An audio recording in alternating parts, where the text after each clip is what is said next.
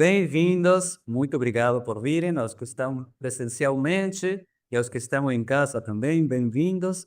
E obrigado também a todos aqueles que assistem mais tarde ou amanhã, porque isto fica gravado no YouTube da Ari, tá bom? Muito bem. Então, o assunto de hoje é judeus na música americana. Inicialmente, eu fiz uma palestra para o Grupo Aguilar, eu acho que foi em fevereiro desse ano, não sei se vocês assistiram. Também um assunto parecido, que era a música judaica americana. Quer dizer, judeus na música americana chama mainstream, né? A música geral americana, e judeus produzindo música judaica para a comunidade judaica, né? Que todas as duas são muito ricas, né? Os judeus americanos produziram muita coisa musicalmente. Mas aí, como ficou pouco tempo para tanta produção musical, então hoje eu restringi só a presença de judeus na música americana geral. E em algum outro momento faremos o teatro ídis, os anos 10, 20, 30 e toda a música judaica composta nos Estados Unidos, né? Mas agora vamos ver os judeus que são compositores ou cantores ou instrumentistas para a música geral americana. Para começar, vamos fazer um pequeno resumo da imigração judaica aos Estados Unidos, que com certeza muitos desses detalhes vocês já conhecem muito bem, mas nunca está demais introduzir uma questão dessa com um contexto histórico, né? Então, pronto. A história dos judeus nos Estados Unidos remonta aos séculos 17 e 18. Comunidades judaicas já existiam nos Estados Unidos desde os tempos das 13 colônias. Então, já existiam comunidades judaicas nas 13 colônias, nos tempos das 13 colônias, com indivíduos vivendo em diferentes cidades antes da Revolução Americana. O que são as 13 colônias? As 13 colônias foram as primeiras colônias britânicas na América do Norte que depois se tornariam os Estados Unidos de América. Elas foram estabelecidas ao longo da costa leste da América do Norte, como vemos aqui no mapa. Elas foram estabelecidas ao longo da costa leste da América do Norte entre o final do século XVI e o início do século XVII, como vemos aí, né? A colonização inglesa oficialmente começou em 1607, com a fundação de Jamestown, na Virgínia, né? Aqui vemos a Virgínia. E outras colônias foram estabelecidas ao longo do século XVII, incluindo Massachusetts, Connecticut e Rhode Island. As colônias podem ser divididas em 3 regiões, né? A norte, que é conhecida como Nova Inglaterra, a centro e a sul, e cada região desenvolveu características econômicas e sociais distintas. As primeiras comunidades judaicas eram compostas principalmente por imigrantes sefarditas que vieram do Brasil, essa história vocês já conhecem, de Amsterdã ou da Inglaterra, muitos deles fugindo da Inquisição, né? Vocês veem aqui as 13 colônias, quando ainda não existiam os Estados Unidos da América, ainda eram as colônias do Reino Unido, e já tinha, nesses lugares, já tinha comunidades judaicas. O interessante é que se formavam redes locais, regionais e às vezes internacionais, que não eram muito conhecidas, muito divulgadas pela sociedade geral, foram estabelecidas por esses grupos de judeus com o objetivo de facilitar casamentos, relações comerciais. Essa pequena e reservada comunidade colonial existia em grande parte com judeus que não eram, muitos deles, abertamente judeus, não eram judeus declarados, né? E muitos deles não eram praticantes mesmo, sendo que muitos optavam também por casamentos interreligiosos. Até a década de 1830, quer dizer, durante quase 2 séculos, né? A comunidade judaica de Charleston, na Carolina do Sul, era a maior comunidade judaica da América do Norte. E Charleston permaneceu como a capital não oficial do judaísmo norte-americano até mais ou menos 1830, quando o número crescente de judeus alemães e ashkenazim emigrando para a América se estabeleceu principalmente em New Orleans, Richmond, Savannah, Baltimore e no Nordeste, em Boston, Nova York e Filadélfia. Assim, então, de uma população de 1.000 a 2.000 residentes judeus em 1790, em sua maioria judeus sefaraditas, né? A comunidade judaica americana cresceu para cerca de 15.000 em 1840 e para cerca de 300.000 em 1880. Durante o período do ano 1830 a 1860, esses imigrantes ashkenazim alemães que vieram para os Estados Unidos vieram de áreas que depois, em 1871, se tornariam parte de uma Alemanha unificada, né? Foi a época das repúblicas, né? E de uma série de outros lugares da Europa Central que mais tarde no século adotaram a língua alemã ou vários aspectos da cultura alemã. Que se vieram para a América da Alsácia, da Lituânia, da Galícia, da Morávia, Boêmia, Hungria, Polônia e partes da Rússia zarista. Na mesma época também aconteceu a maior imigração alemã não judaica, né? Eram cristãos. Essas migrações judaicas consistiam principalmente de homens solteiros em busca de oportunidades econômicas e também frustrados pelas formas como a legislação antijudaica tinha limitado as suas vidas na Europa. Quando chegaram à América, eles se estabeleceram principalmente em cidades do centro-oeste, onde continuaram a maior parte ocupações que já tinham na Europa. Mas alguns abriram também pequenas lojas e alguns até conseguiram grande fama por seu sucesso com textéis, né? Por exemplo, imigrante judeu alemão que se juntou a outro amigo imigrante, fabricaram novo tipo de calças especiais, com bolsos revitados de cobre, se tornaram muito populares. Eles se chamavam de greasers. Outro também, o senhor Marcus Goldman, quando veio para os Estados Unidos, ele começou vendendo cadastros e panelas, e depois trabalhou seu caminho até se tornar o fundador de Goldman Sachs. Tem histórias de sucesso, né? Então, essas são, claro, histórias excepcionais, né? Na maior parte dos casos, os judeus alemães acabaram pertencendo à classe média e também formariam depois a espinha dorsal da vida institucional judaica nos Estados Unidos no final da década de 70, quando o número já era de umas 300.000 pessoas. No final do século XIX, as tendências de imigração passaram por uma mudança imensa, que deixaria uma marca indelével nas comunidades judaicas americanas. E, de fato, não apenas nas comunidades judaicas americanas, mas na cultura americana e na vida americana em geral. Porque no ano de 1880, vamos para a Europa, viviam no Império Russo aproximadamente 5 milhões de judeus. 5 milhões. 40% da população judaica mundial. Enquanto isso, nos Estados Unidos vivia cerca de 3% da população judaica do mundo. Mas tudo isso mudaria drasticamente a partir de 1881. Entre 1881 e 1924, estima-se que cerca de 2,5 milhões de judeus fugiram da Europa Oriental e o que os levou a sair foi a perseguição e a miséria, né?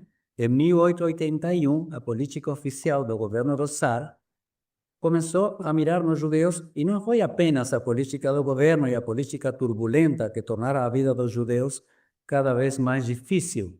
O ódio religioso aos judeus também estava aumentando e esse ódio foi marcado por uma violência sustentada e culminou numa série de ataques violentos conhecidos pela palavra russa pogrom, particularmente entre os anos 81 e 84. A maioria desses judeus que partiram foram para os Estados Unidos. Muitos vieram para a América do Sul. Os Estados Unidos, os judeus em Yiddish chamavam de Goldene Medine, a terra dourada. mais de 2 milhões de judeus desembarcaram entre o final do século XIX e 1924, quando nos Estados Unidos apareceu a lei de imigração que restringiu a imigração. A maioria se estabeleceu na área metropolitana de Nova York, estabelecendo as maiores concentrações mundiais de população judaica. Era mais de 25% da população judaica do mundo. Os judeus americanos viviam fundamentalmente em cortiços, né? Eles depois prosperaram, né? Os judeus americanos fizeram, nesse século e pouco, contribuições significativas em diversas áreas. Isso já sabemos, né? Incluindo ciência, medicina, artes, entretenimento, literatura, até direitos civis. No caso da ciência, da medicina, a gente sabe que o desenvolvimento das vacinas contra a poliomielite, né, por Jonas Salk, Albert Sabin, houve trabalhos pioneiros em física, outros campos científicos, influência da cultura popular americana através da música, o cinema, né, e comédia, né? Então, tem uma série de nomes importantes, mas alguns deles não eram nativos americanos, como o próprio Einstein, né? Ele se estabeleceu nos Estados Unidos e, não preciso dizer, a contribuição das suas teorias para a física moderna, né? Aí houve a tecnologia com os prepulsores aquele, como se chama, Hedy Lamarr, que co-inventou a tecnologia de salto de frequência, que é precursora da tecnologia do Wi-Fi. E Robert Adler, que inventou o controle remoto sem fio. Bom, aqui tem uma série de médicos, né? O primeiro teste diagnóstico para sífilis, a primeira pílula anticoncepcional oral. E, bom, já nos vamos aproximando a nosso assunto, arte e entretenimento. Gershwin, isso que vamos ver hoje, Irving Berlin, Spielberg, né, no cinema, e na comédia, Jerry Seinfeld, Larry David, Mel Brooks, né? No teatro, na dança, literatura e jornalismo, né? Realmente, em direitos civis e justiça social, os judeus americanos estiveram profundamente envolvidos em campanhas e organizações de direitos civis. Gloria Steinem é uma feminista muito conhecida, pioneira, ativista da justiça social. Ruth Ginsburg faleceu recentemente, foi uma juíza muito proeminente da Suprema Corte, né? Até na culinária também.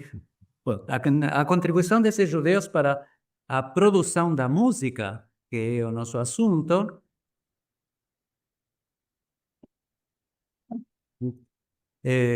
a contribuição na música geral americana, que é o nosso assunto de hoje, é de enorme significado, né? A primeira expressão de um cantor que ficou nacionalmente, rapidamente, nacionalmente famoso foi Al Jolson, né? Al Jolson. Só queria mostrar aqui que isso está interessante quando eu falei, só um segundinho, né?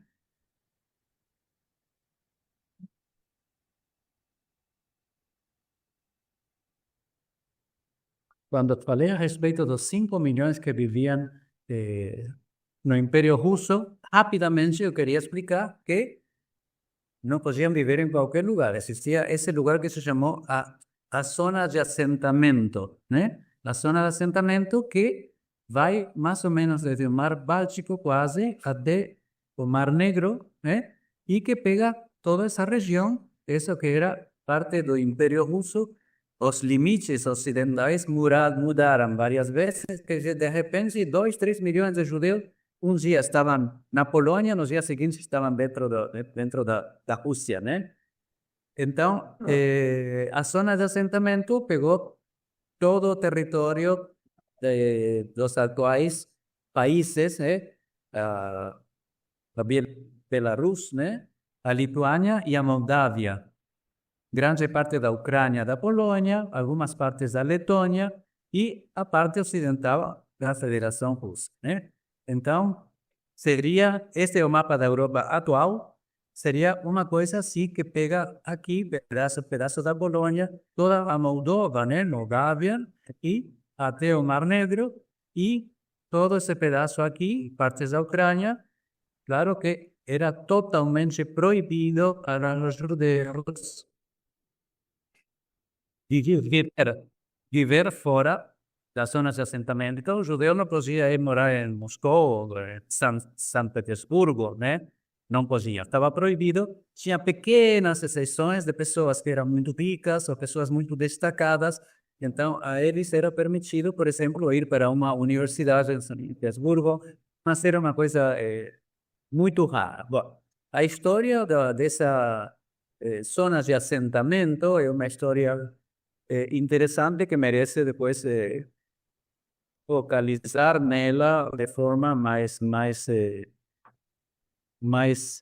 complexa, né? Muito bem.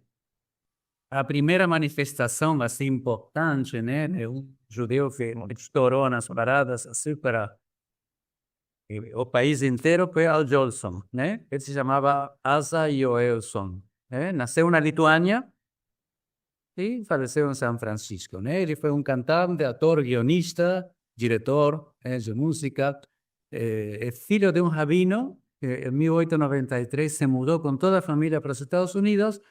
Ele desenvolveu uma grande variedade artística, primeiro como animador de vaudeville, cafés, praças, circos, e depois no teatro, onde fez repertórios burlescos em obras conhecidas, né? E mais de 20 filmes. Então, ele com seu irmão, Hirsch, se renomearam Al e Harry, começaram as suas carreiras teatrais muito jovens, e aí ele adquiriu o hábito de tingir o rosto de preto, o que lhe valeu seu primeiro sucesso.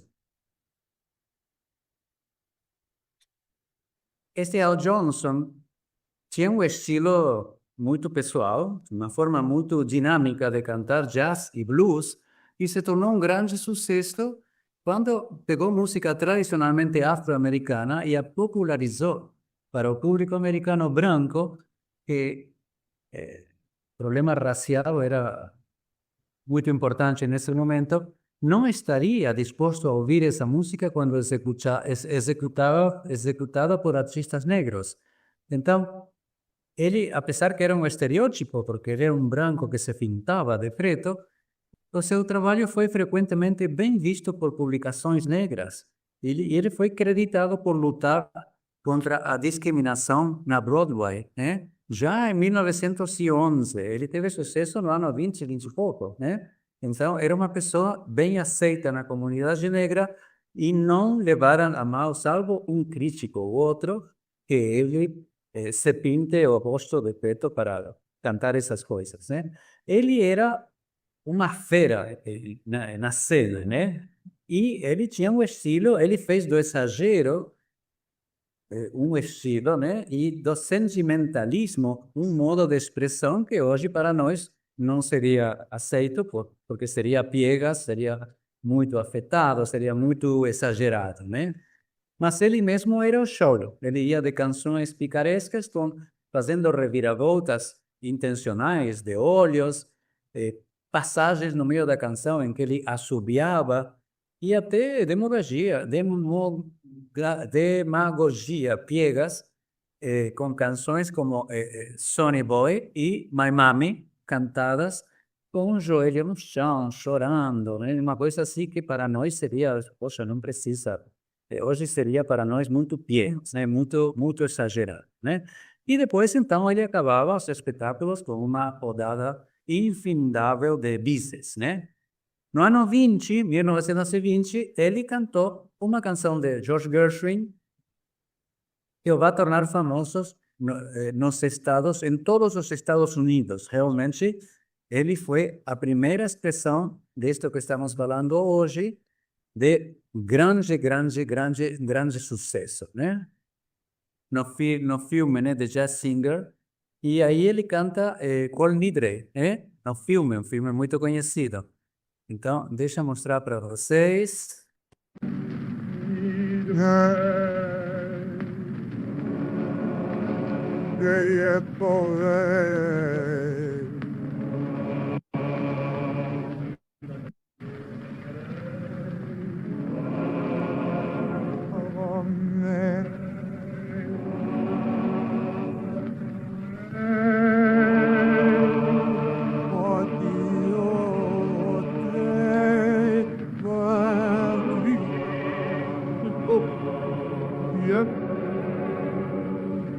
aqui.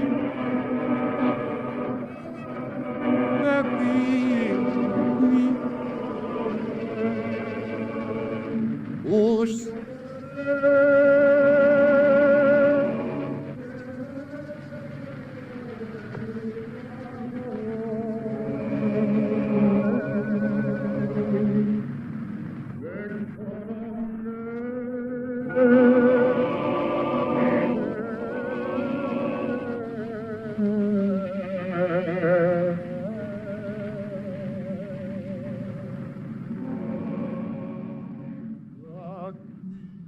Negro espíritu anterior, né? Já essa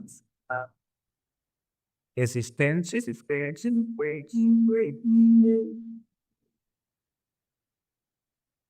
e interpretada por ele, e hoje em dia a gente canta isso sempre em Pesach também, existe já com tradução ao hebraico, né? Shlach na et ami, deixa, let my people go, né?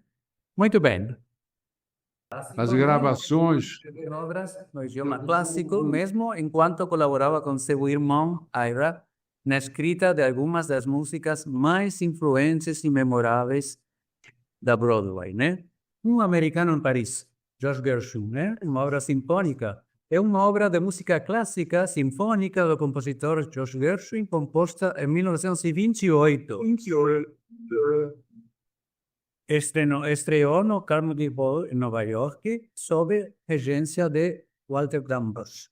Gershwin acreditava que o jazz é um elemento muito poderoso que está no sangue e no coração de cada americano, mais do que qualquer outro estilo de música popular.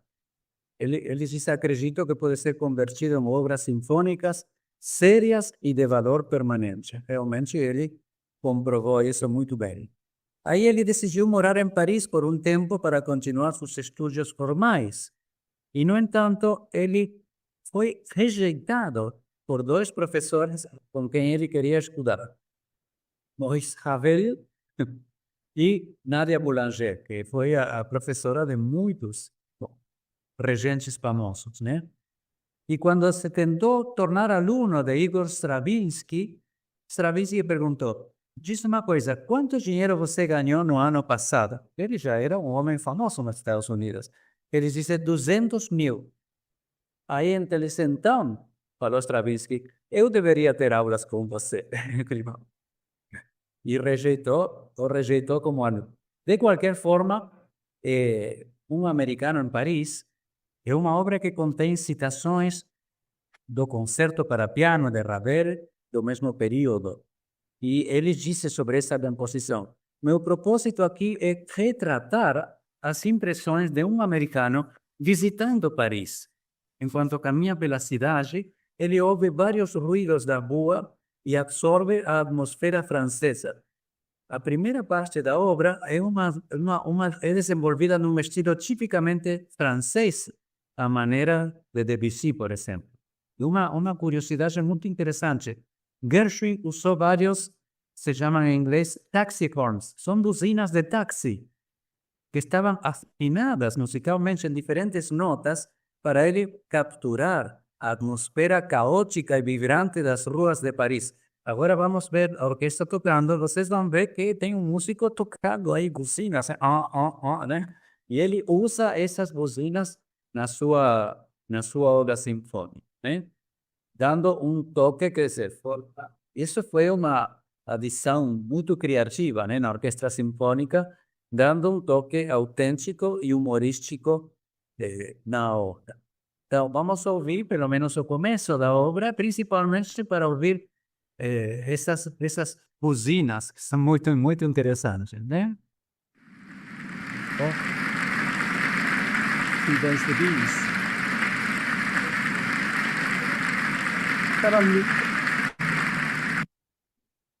O regente era una Bernstein, que conozco bastante hoy. Oigan las buzinas, ¿eh?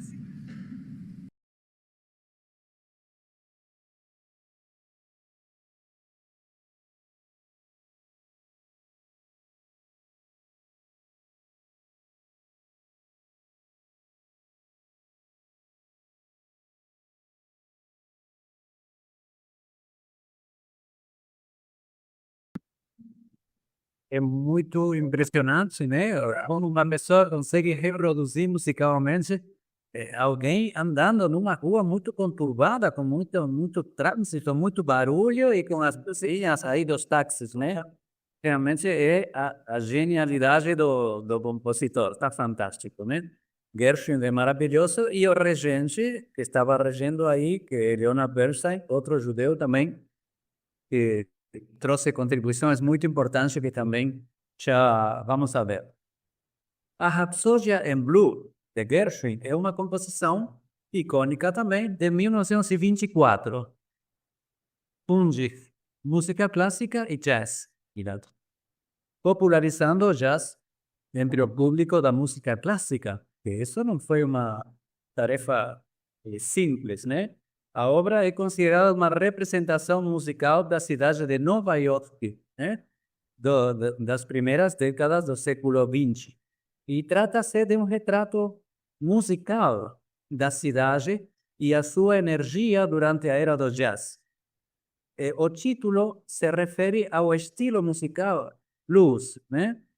E ao sentimento também de melancolia dessa época na cidade, que também o blues, né? O estilo musical é representativo dessa coisa meio melancólica, né?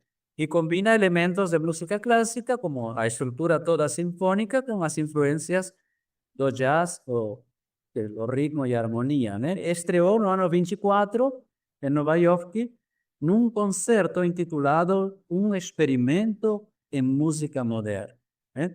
E tornou-se uma das obras mais populares da música clássica americana.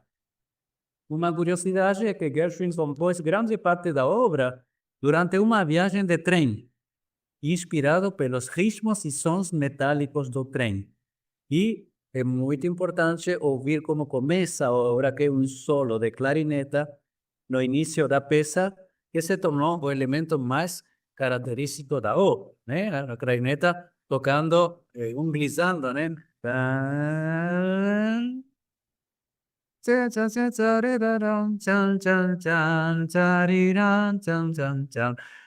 Maravilhoso, né? Então, vamos ouvir um pouquinho, um pouquinho do começo da Rhapsody in Blue e prestem atenção especial a isso tão diferente, né? Da clarineta tocando desse jeito, né?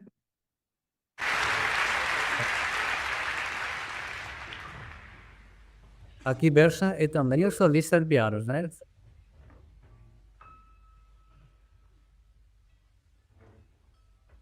Atenção à clarineta.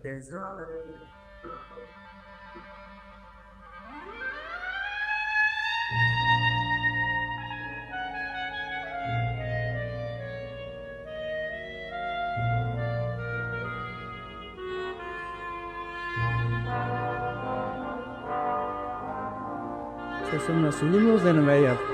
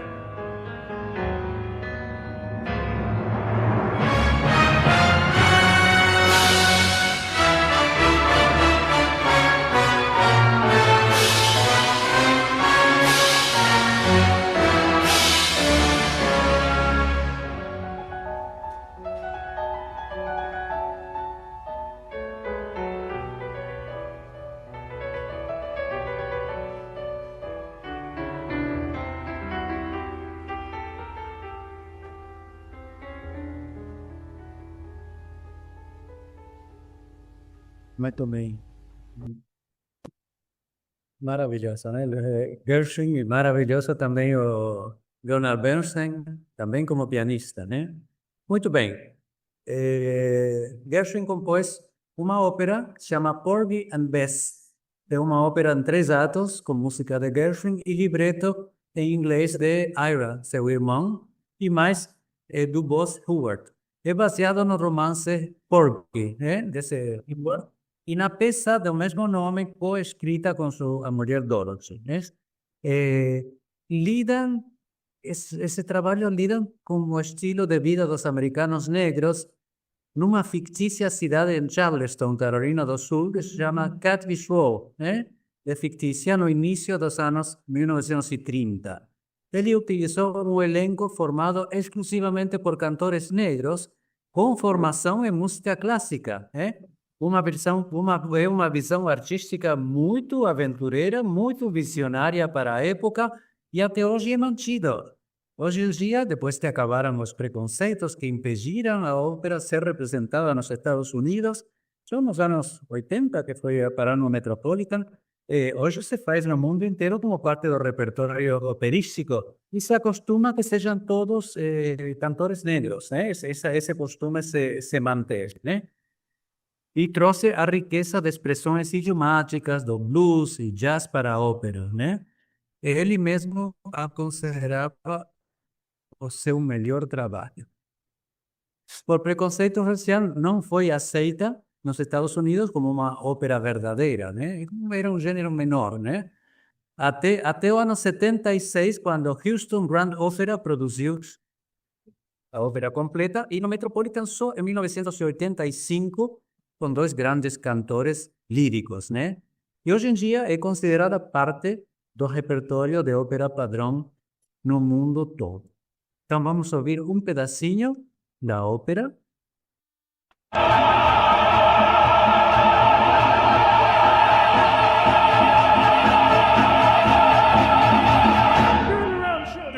I'm gonna preach y'all a sermon. Bring it on in, Bowie. Hey, hold on. Listen. It ain't necessary, so. It ain't necessary, so. But she's urgent. That they ain't necessary, so.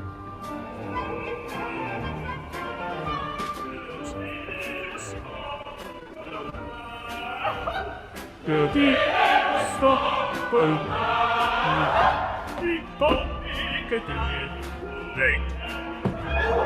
David was gone.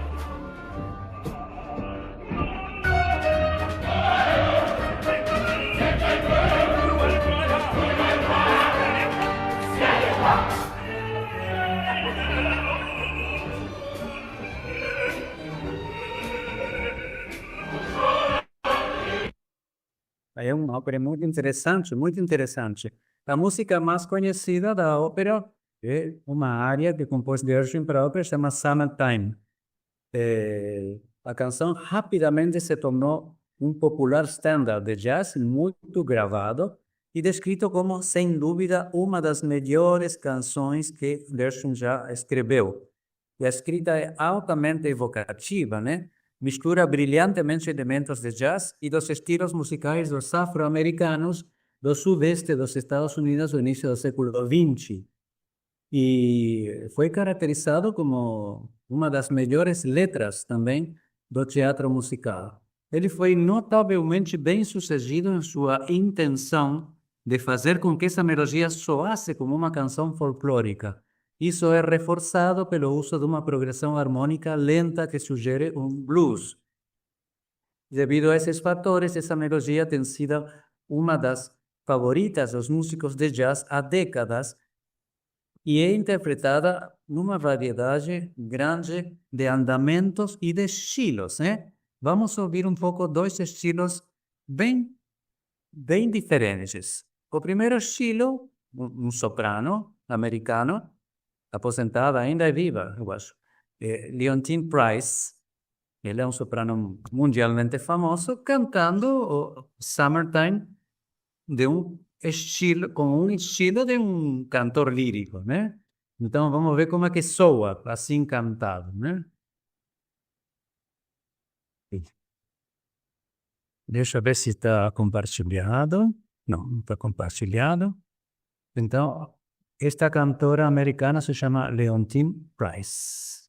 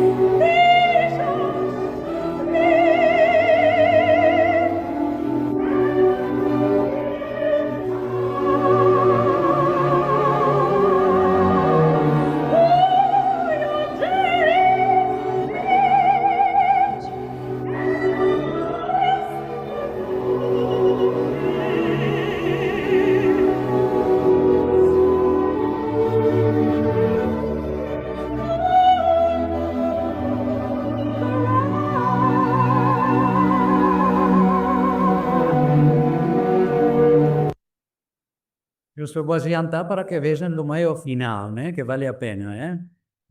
Porque eu quero botar outro estilo.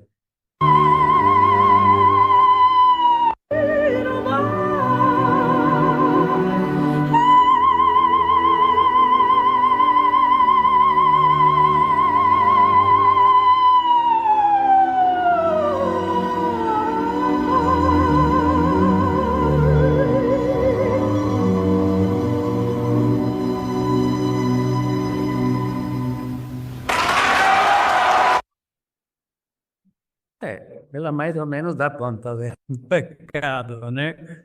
Mas eu não posso deixar de mostrar um outro estilo diferente, que não é não menos maravilhoso, mas não é lírico, né? Vocês talvez conheçam esta pessoa. The First Lady of Song, is that her nickname? Maybe so. Ella Fitzgerald. Maybe so.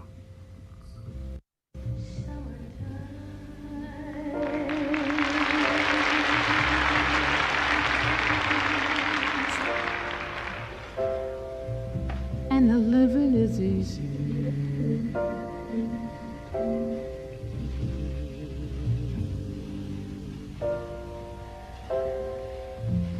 Fish are jump.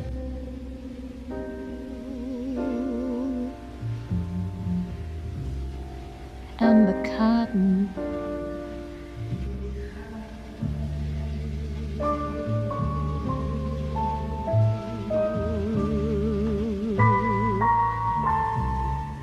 Your daddy's rich, and your mom is good looking.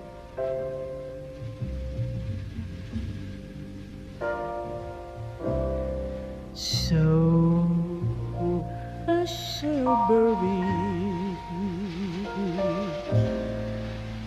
baby, don't.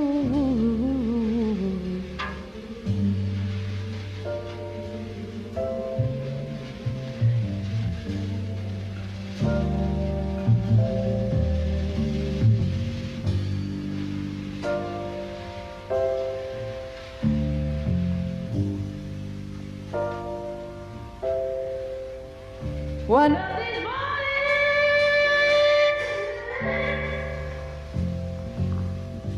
you're gonna rise soon.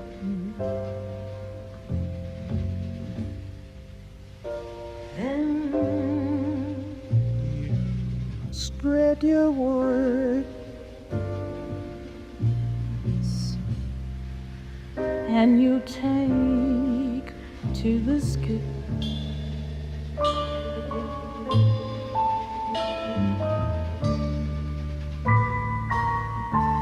But till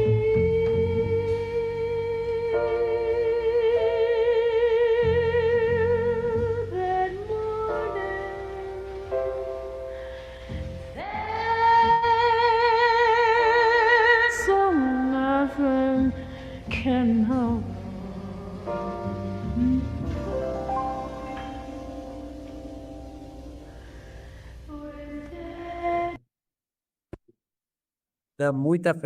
dá muita pena tirar. Eu não consigo desligar ela, né? Porque uma, ela ligeira, né? É uma interpretação que deixa a gente realmente preso, né? É uma coisa totalmente fora do comum, né? É, fora da ópera, porque em vez Gershwin compôs uma canção popular, né? Com letra do seu irmão, sempre Ira Gershwin, e parte da trilha sonora do ano 24 para uma comédia musical dos Gershwin que se chamou Lady Be Good. Como muitas canções, esta canção que se chama The Man I Love é considerada parte do Great American Songbook, que é o grande cancioneiro americano, que é o registro das que são consideradas pelos especialistas como as melhores músicas compostas na América, né? Realmente, Gershwin, abençoado lá, muito premiado sempre com muitas das suas canções, né? Muito bem, eu quero agora só mencionar rapidamente, porque não vamos ter tempo para mostrar, gente como, além deste Kern, que quem fez isto, Benny Goodman, que eu não vou mostrar nada dele, eu vou ocultar. O outro muito importante também chama Ziggy Elman, né? Ziggy Elman, eu quero mostrar que ele, apesar que se dedicou à música geral americana, não à música judaica, mas ele trouxe uma canção russa que, lá no lugar de origem, recebeu uma letra em Yiddish que se chama Bubnitsky Begada.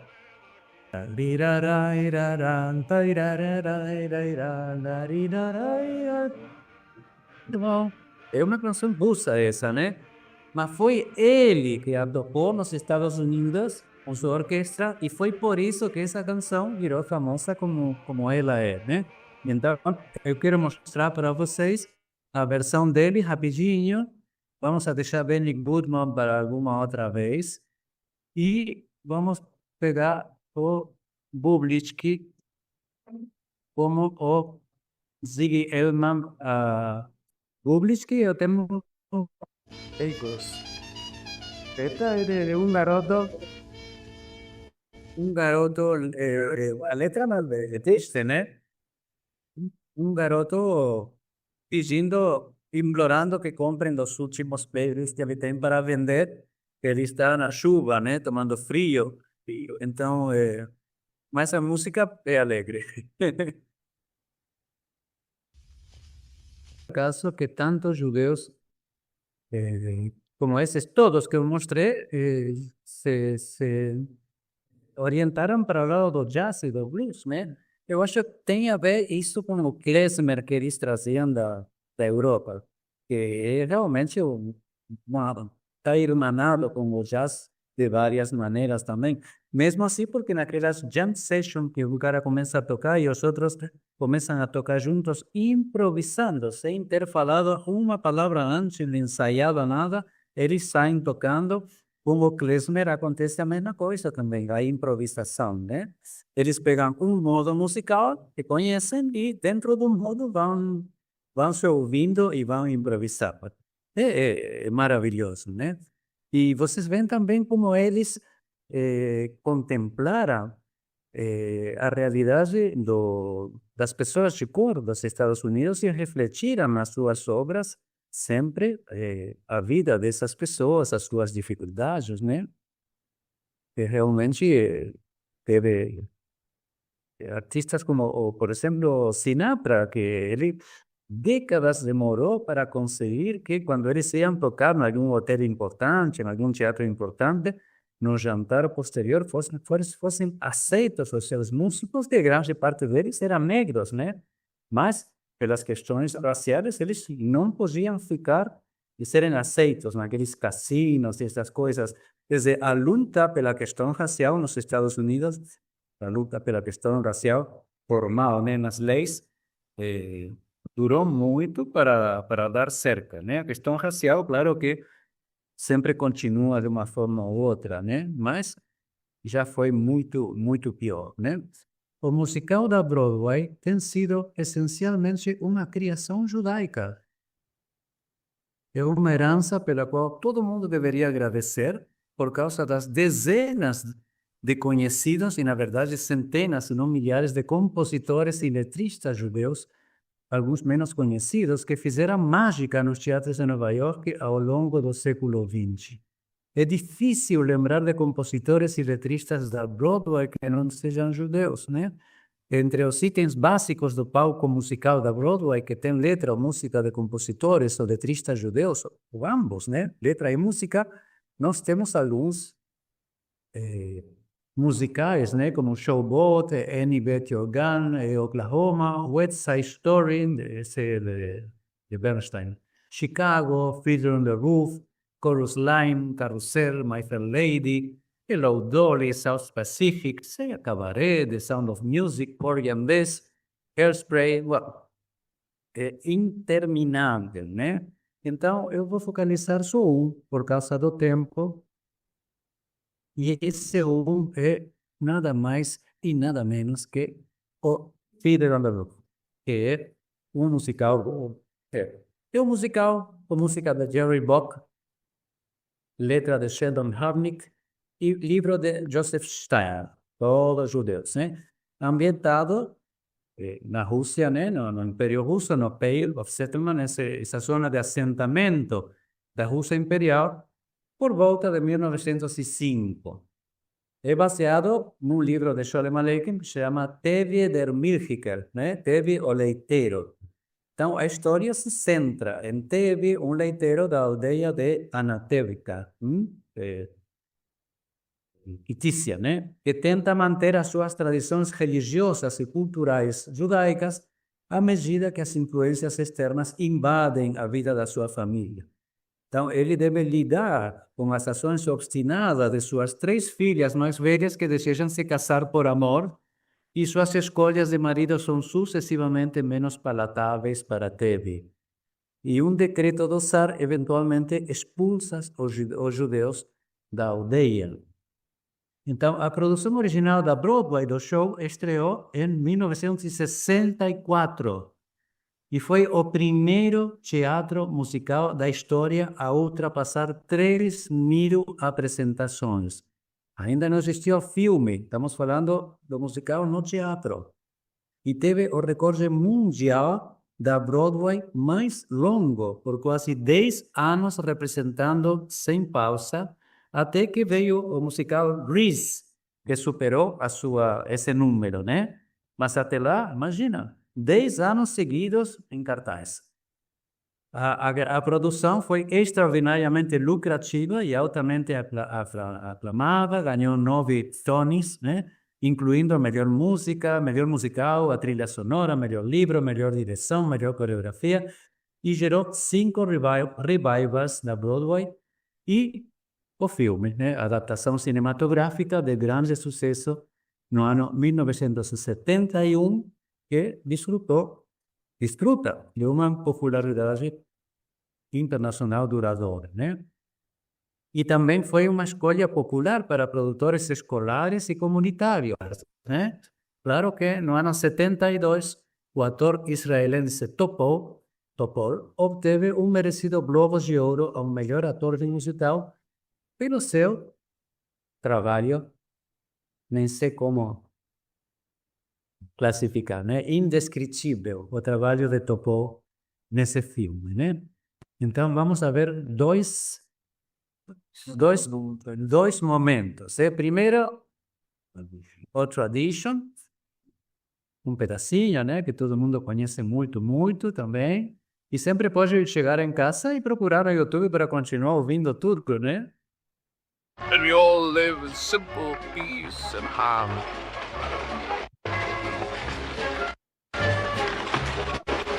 Was really 12 years old.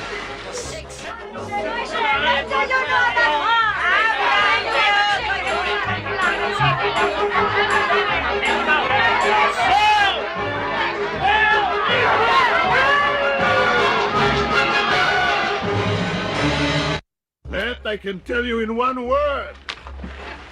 Tradition!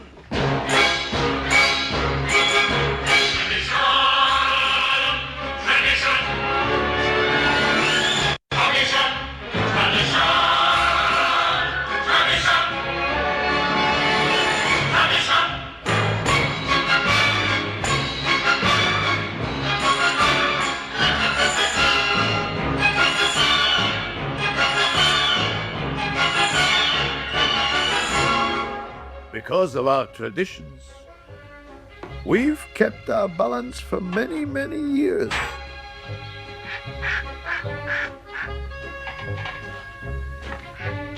You're not Evgar.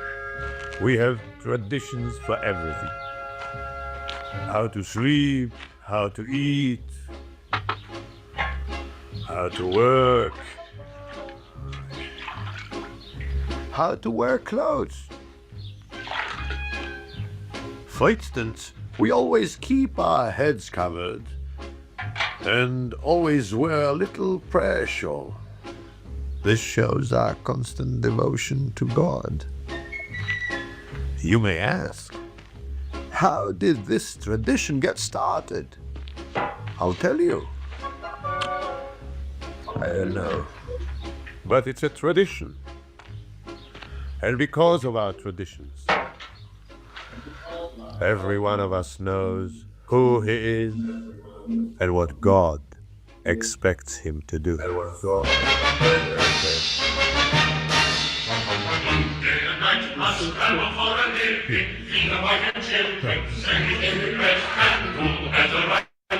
Master of the house, you'll have the final word at home.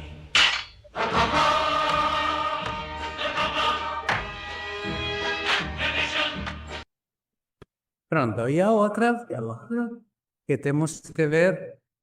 You made many, many poor people to death. Oh, dear Lord. You made many, many poor people. I realize, of course, it's no shame to be poor. But it's no great honor either.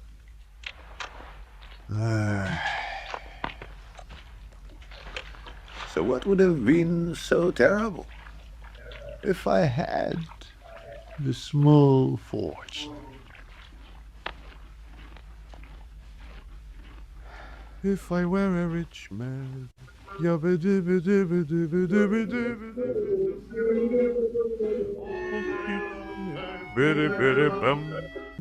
fill my yard with the chicks and turkeys and geese and ducks for the town to see and hear, squawking just as noisily as they can.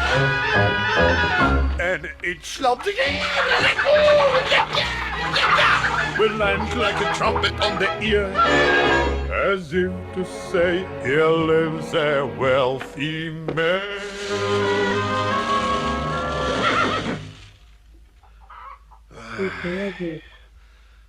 If I were a rich man, yabba-dibba-dibba-dibba-dibba-dibba-dibba-dum, all day long, biddy-biddy-bum. If I were a wealthy man, I wouldn't take you back.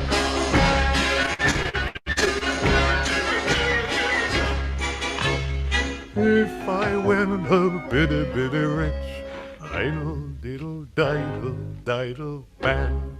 I see my...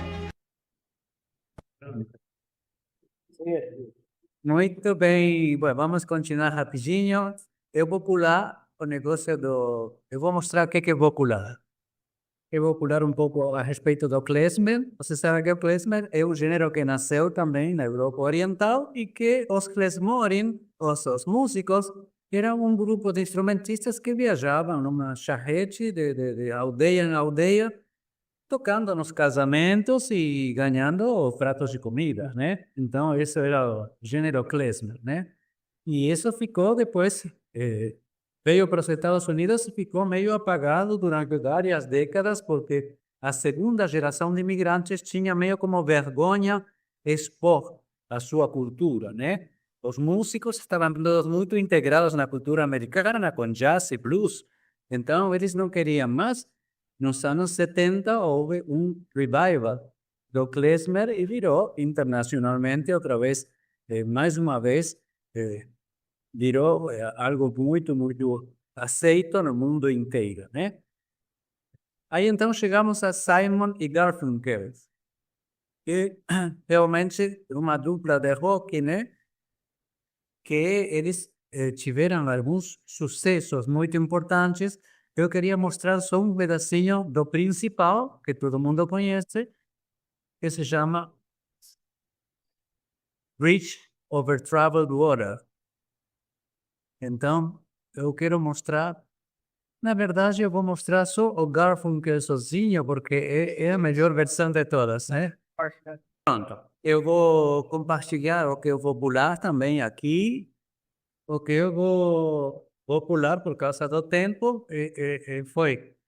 será o compositor clássico, Aaron Copland, muito importante compositor. E vou passar diretamente para Barbra Streisand, que não está aparecendo aqui, mas tudo bem, vocês não precisam, já vão vê-la. Barbra Streisand é uma atriz, cantora, compositora, produtora e diretora americana, e ao longo da sua extensa carreira de mais de 6 décadas, suas realizações na música, cinema e teatro fizeram dela um ícone da cultura americana. Após uma carreira de cantora de sucesso durante a década de 60, fez sua estreia no musical Funny Girl, em 68, e a estabeleceu como uma artista de sucesso e ganhou seu primeiro Oscar, né? Então, eu vou mostrar duas coisas dela, que são todas as duas icônicas, né?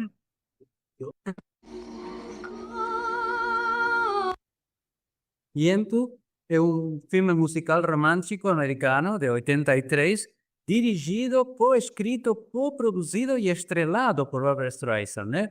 É baseado no conto Yentl de Yeshiva Boy, de Isaac Bashevis Singer, né?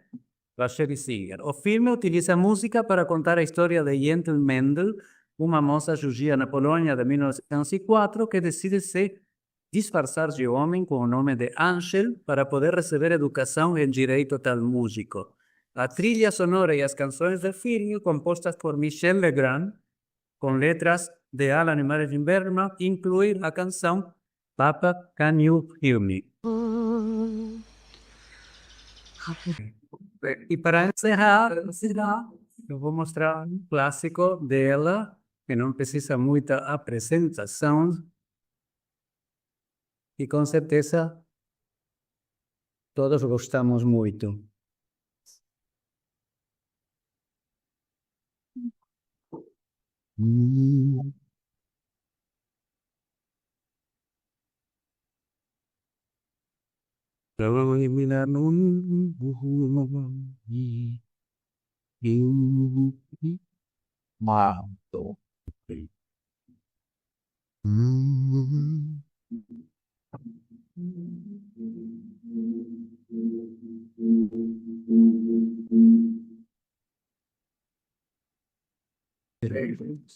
Então, ficamos devendo, então, o compositor Aaron Copland, o clarinetista Benny Goodman, o próprio compositor Leonard Bernstein, que regeu muitas coisas hoje, mas ele compôs West Side Story, e Maria, Maria, Maria, Maria. Também fica para uma próxima. Então, claro, claro. Como faz, desculpa? Você fazer uma audiência pra gente, mas não músicas da música, não sei lá, não. Sertanejo, forró, qual? Vai, Que música você gostaria? Música, sei lá, peraí. Música americana de filmes e tudo isso. Tá, muito bem. Vamos prepararmos. Tá. Muito obrigado. Fala. o nome desse povo, Bob Dylan. Bob Dylan? Por falta de tempo, unicamente, não, porque ele é muito importante, sim. Ele até ganhou o prêmio Nobel, que não foi receber, sim, ele é muito importante. Mas já vai na próxima. E ficaram faltando vários. Sério. Claro. Mas você vê, a contribuição judaica, realmente sim. Muito bem, gente, muito obrigado. Até